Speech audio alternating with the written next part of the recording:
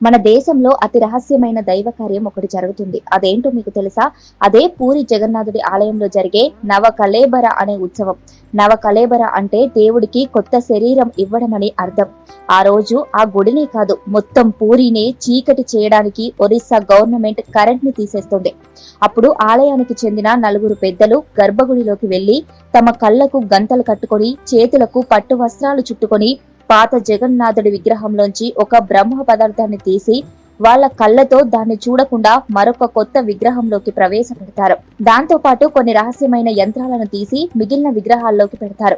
ఈ ప్రక్రియ జరుగుతున్నంతసేపు గుడిలో కనీసం ఒక దీపం కూడా వెలిగించారు. ఇదంతా పూర్తయిన తర్వాత ఆ పాత విగ్రహాలని పాతి పెట్టేస్తారు. ఆ బ్రహ్మ పదార్థం ఏంటో, ఎలా ఉంటుందో కూడా ఎవ్వరికీ తెలియదు. కానీ చాలా మంది దాన్ని కృష్ణుడి గుండెగా భావిస్తారు. ఏది ఏమైనా ఇది ఒక దైవ రహస్యం. ఈ ప్రక్రియ పోయినసారి 2015లో జరిగింది. మళ్ళీ ఈ బ్రహ్మ పదార్థ మార్పిడి జరగాలంటే అది ఇంకా 2034లోనే సాధ్యపడుతుంది. పూరి రథయాత్రకి మీరు ఎప్పుడైనా వెళ్లి ఉంటే కామెంట్ చేయండి. జై జగన్నాథ్.